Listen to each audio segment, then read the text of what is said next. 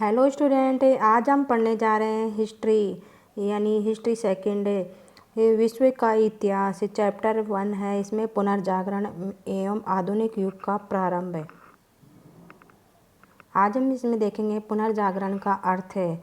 पुनर्जागरण का शाब्दिक अर्थ होता है फिर से जागना या पुनर्जन्म। अंग्रेजी भाषा में इसे रेनाइसेंस कहते हैं। यह फ्रेंच भाषा का शब्द है। इसका अर्थ होता है पुनर्जन्म।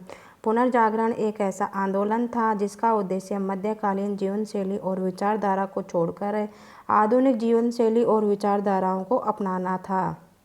इस आंदोलन को शिक्षा की चेतना भी कहा जाता है। इस समय लोगों में अंधविश्वास प्रथाओं पर से विश्वास उठने लगा था। जीवन के बारे में लोगों का नज़रिया बदलने लगा। लोगों में इतना साहस हो गया कि लोग तत्कालीन संस्थाओं को चुनौती देने लग गए और सामंतवाद का प्रभाव धीमा पड़ने लगा। धीरे धीरे इतिहास के एक युग का अंत व दूसरे युग की शुरुआत हुई। इतिहासकारों की दृष्टि में पुनर्जागरण लॉर्ड एक्टन नई दुनिया को प्रकाश में आने के उपरांत प्राचीन सभ्यता की पुनः खोज, मध्य युग के इतिहास को अंत करने वाली तथा आधुनिक युग को आरंभ करने को सूचित करने वाली दूसरी सीमाओं का प्रतीक है। पुनर्जागरण यूनानी साहित्य के पुनः अध्ययन एवं उससे उत्पन्न परिणामों को सूचित करता है।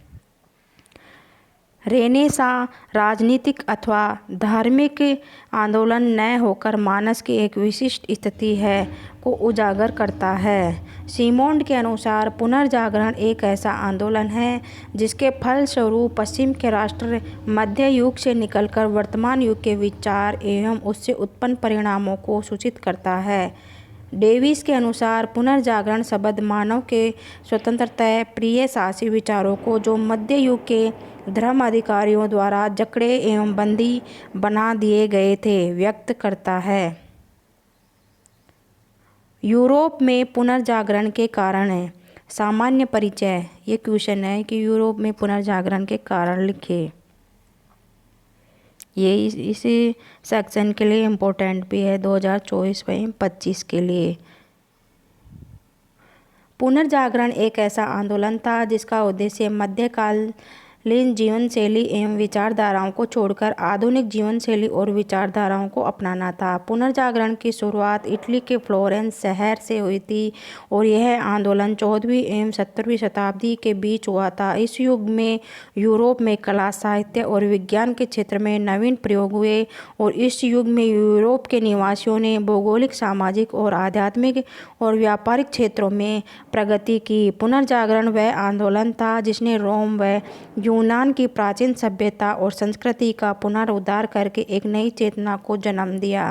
अतः पुनर्जागरण का उद्देश्य यूरोप की मध्यकालीन व्यवस्थाओं को त्याग कर आधुनिक युग की व्यवस्थाओं को अपनाना था। यूरोप के लगभग सभी देशों में कई समय से निरंकुश शासन चलता आ रहा था। रोम पर पोप का भी बहुत बुरा प्रभाव था जिसके चलते यूरोप किसी भी क्षेत्र में प्रगति नहीं कर पा रहा था। पुनर्जागरण आंदोलन से यूरोप की दशा में सुधार होने लगा।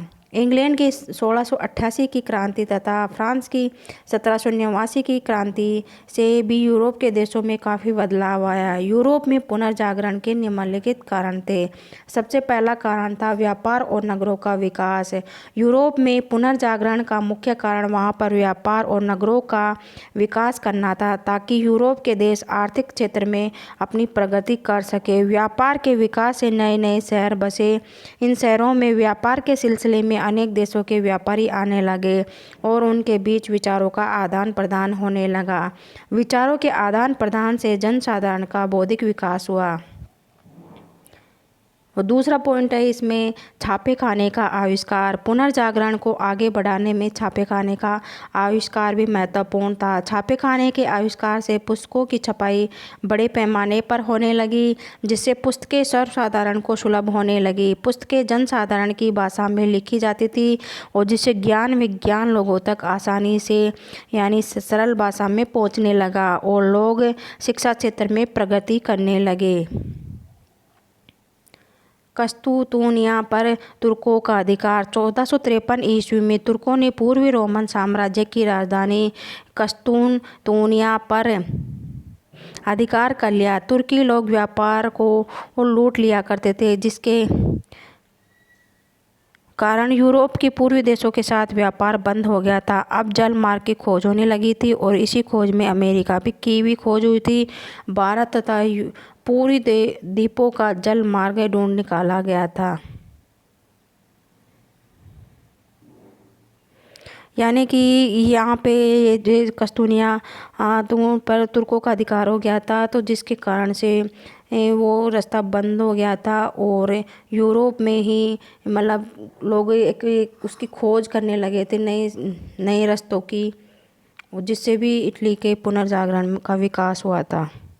सामंतों को चर्च का सहयोग। यूरोप में सामाजिक स्थिति ठीक नहीं थी और इंग्लैंड में कैथोलिक चर्च का प्रभाव था और फ्रांस में निरंकुश शासकों और पादरी तथा कुलीन वर्ग के लोगों का प्रभुत्व, और इसी प्रकार इटली में पोप का प्रभुत्व था और जनसाधारण चर्च की बातों पर विश्वास नहीं करते थे। किंतु जब पोप भी सामंतों का साथ देने लगे तो जनसाधारण पोप से असंतुष्ट होकर उसका विरोध करने लगे थे। शिक्षा का विकास। मध्य युग के अंत में शिक्षा की बहुत उन्नति हुई और इस समय बड़े बड़े नगरों में विश्वविद्यालय की स्थापना हुई। ये नगर धार्मिक नियंत्रण से मुक्त थे। इनमें विद्यार्थी किसी भी प्रकार का विषय का अध्ययन करने के लिए स्वतंत्र थे। शिक्षा की उन्नति से अंधविश्वासों की समाप्ति हुई और मनुष्य प्रत्येक विषय पर अपना स्वतंत्रतापूर्वक विचार व मनन करने लगा। नगरों में वृद्धि। व्यापार का विकास होने के कारण यूरोप में बड़े बड़े नगर स्थापित होने लगे। व्यापारी वर्ग धनवान बनता चला गया। यह वर्ग नगरों में निवास करने लगा, कठोर नियमों का उल्लंघन कर स्वतंत्र रूप से विचार करना प्रारंभ कर दिया। रहने वाले नगरों का सजाया जाने लगा और इस प्रकार नगरों के विकास से नवीन कला का भी विकास हुआ। ये दूसरा क्वेश्चन है यहाँ पे, पुनर्जागरण यानी पुनर्जागरण की शुरुआत इटली से ही क्यों हुई, ये हम दूसरे उसमें देखेंगे वीडियो में।